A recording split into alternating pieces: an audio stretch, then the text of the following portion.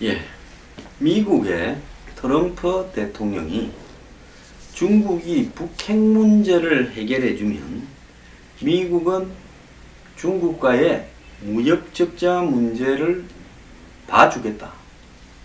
즉 4월달 안에 미국이 이 환율 조작국을 발표하기로 예정되어 있었습니다.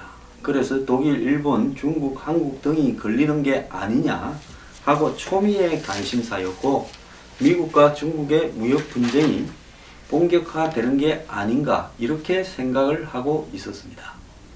특히 요 근래까지 트럼프가 공연히 한국을 가지고 이 한반도 문제를 가지고 북핵을 가지고 북의 ICBM을 가지고 시끄럽게 하지만은 트럼프는 중국과 미국의 무역 적자 문제를 주로 이야기했을 거고, 무역 적자 문제를 해결하기 위한 압박으로 비로소 이 북핵 문제를 이용을 했을 수도 있다. 이렇게 보는 시각이 컸는데요. 지금 어제 오늘 알려지는 내용으로는 트럼프가 지난 6일 7일 정상회담에서 미중 정상회담에서 중국이 북한의 핵과 미사일 문제를 해결해주면 미국은 중국의 대중 적자를, 무역 적자를 그냥 봐주겠다라고 이야기를 했습니다.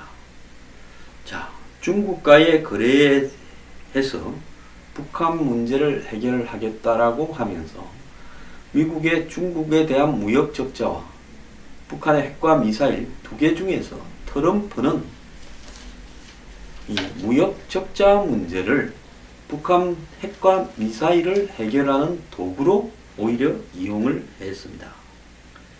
자, 트럼프는 12일, 한국 시간으로는 13일 어제 월스트리트 저널 인터뷰에서 시진핑에게 큰 거래를 해보고 싶지 않냐, 그럼 북한 문제를 풀어라. 지금 중국이 미국에 제일 신경 쓰는 것은, 북한은 중국의 부차적 문제입니다.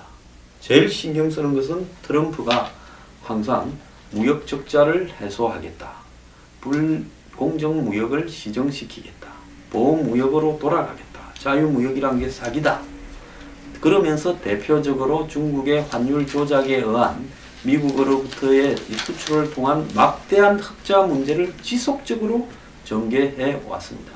선거 과정 중에 지속적으로 이야기했고, 중국이 싼 물건들을 불공정하게 생산해서 막 팔아먹어서 미국의 공장들이 다 망해버렸다라고 이야기를 하고 있죠. 그래서 트럼프는 집권 100일 안에 중국을 환율 조작국으로 지정하겠다 했고, 나바로라는 강경한, 중국에 대한 입장이 강경한 사람을 신설한 무역 조직의 대표로 앉혀놓기도 했습니다. 자, 그는 중국이 몇 개월 동안 환율 조작을 하지 않았고 환율 조작이 아니다라고 말도 바꾸면서요. 자, 북핵 문제를 해결할 수 있다면 무역 적자를 보더라도 그만큼 가치가 있다라고 이야기를 하면서, 자, 미국에 유리하게 만들기 위해서 중국에 압력을 넣어서 협상을 하지 않을 수도 있다고 말을 했습니다. 자, 이런 트럼프의 예상 외의 발언은 트럼프가 북핵과 미사일 문제를 얼마나 심각하게 생각하는가를 보여주는 단적인 예고요. 자신의 대표 공약까지 포기하면서 빅딜을 하자라고 중국에 제안했다는 것은 사실 어마어마한 결심을 한 거라고 보입니다. 그만큼 미국으로서는 북한의 핵과 미사일이 더 이상 방관해서는 안 되는 중요한 문제, 즉 트럼프 임기 4년 안에 북한이 미사일에 핵을 실어서 ICBM 미사일을 쏘아서 미국 본토까지 도달하게 할 수 있다라는 결론이 났고, 이 문제를 해결하기 위해 시진핑이 나서라. 그러니까 중국이 급해져서 시진핑이 돌아간 지 5일 만에 다시 전화 통화를 하고 지금 난리가 나고, 중국이 또 미국이 저러는 게 진짜 우리 무역 적자를 해소해 주려고 저러느냐. 트럼프 적에 보통 꼼수를 쓰는 게 아닌데, 제가 흔히 트럼프를 보고 꼼수, 잡놈 이러는 거는요, 트럼프의 대단함을 인정하는 것이지 트럼프를 비하하기 위해서 그렇게 말을 하는 것이 아닙니다. 제 방송을 듣다가 가끔씩 비본질적인 걸 가지고 시비 거는 일이 좀 없었으면 좋겠습니다. 그냥 못마땅하면 마땅한 방송을 보시고요.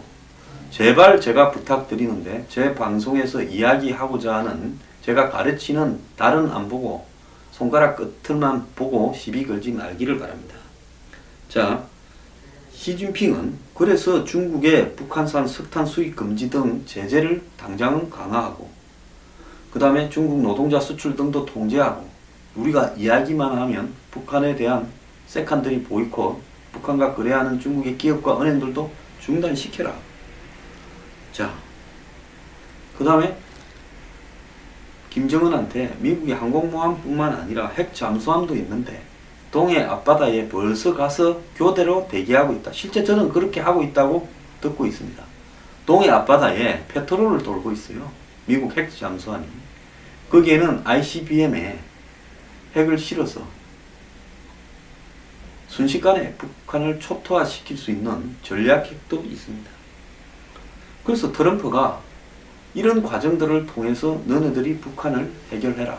너네들은 북한에 기름과 식량을 주지 않느냐.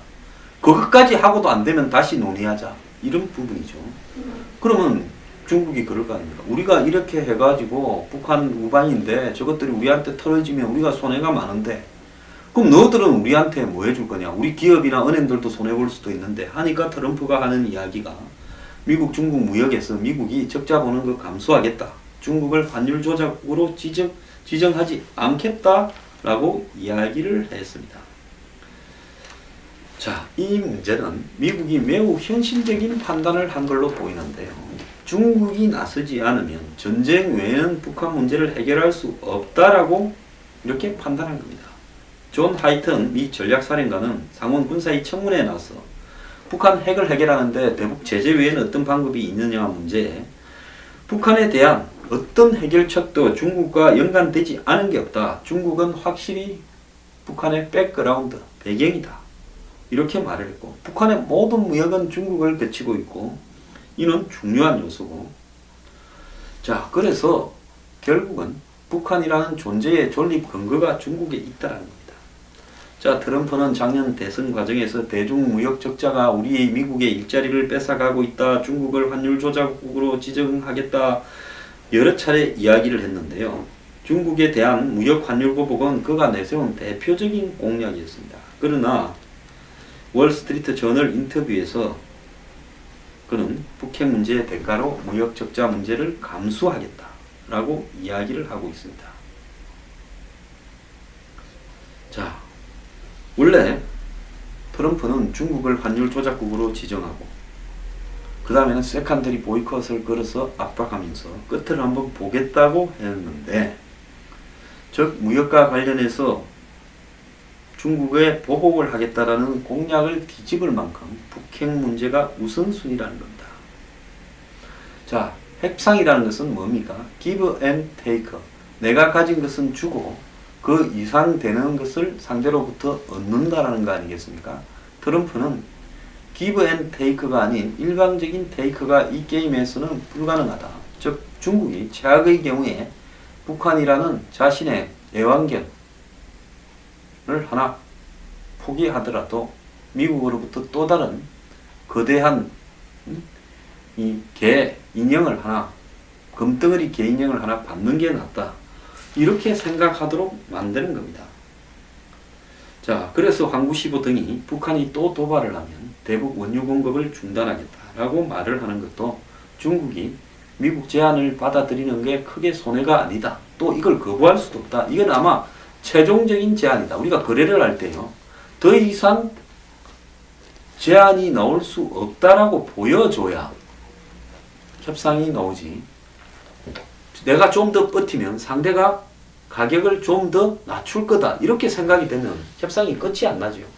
그래서 유대인들하고 협상을 한 제가 아는 어떤 분은요, 협상을 할 때 3일 동안 아무 말도 안 하고 있다가 마지막에 나는 한 번 말하고 그걸로 끝이다라고 가격 하나 불러놓고 나는 집에 갈 거니까 혹시 생각이 있으면 나중에 한국으로 연락 주라 하고는 차 타고 돌아와서 공항에 갈 때쯤 되면 유태인이 전화를 해서 도장 찍고 가라. 원하는 대로 해줄게. 이란다고 들었습니다. 트럼프가 마찬가지로 그런 전략을 구사하고 있는 거죠. 자, 미국의 이 경제매체 비즈니스 인사이드는 중국이 대북 압박에서 미국과 한 배에 탄 것 같아 라고 말을 했고요. 자, 그러면서 이 중국은 고민이 깊어졌습니다. 중국의 원유를 끊어도 북한이 핵을 포기 안 하면 이제 우리가 미천이 다 드러나 버리면 우리는 여태까지 미국 보고 북한이 우리가 가지고 있는 미천인데 저희들은 우리 말 잘 들어. 자, 조폭 조직 보스들끼리 만나서 네 밑에 있는 그 오그리파 정리 좀 해. 서방파가 정리해야지. 이러면 오비파가 서방파고 그럽니다. 그러면 서방파가 내가 알아서 할게. 대신 니 나한테 뭐 줄래? 야, 여 나발이는 니 가져. 대신 쟤는 정리해. 이런 식으로 이제 기브앤테이크를 하는데 합의 보고 왔습니다. 그런데 오그리파가 서방파 두목 말을 안 듣고 개기면 이제는 뭐라고 할 겁니까? 못하겠다 하면 그거는 깡패로서 보스로서 가오가 없어진 거예요. 지금 중국이 그런 고민에 빠졌을 수 있다라는 겁니다. 자, 이 북한이 말을 안 들으면 어떡하냐? 북한이 원유를 막아도 이렇게 북한이 우리 말을 안 들으면 어떻게 하냐? 그러면 미국은 또 야, 쟤들 누가 정리하기로 한 건데 원유 막아서 안 되면 또 다른 걸로 해. 이제 뭡니까? 북한 국경을 봉쇄해라. 이런 이야기까지도 나올 수 있겠죠.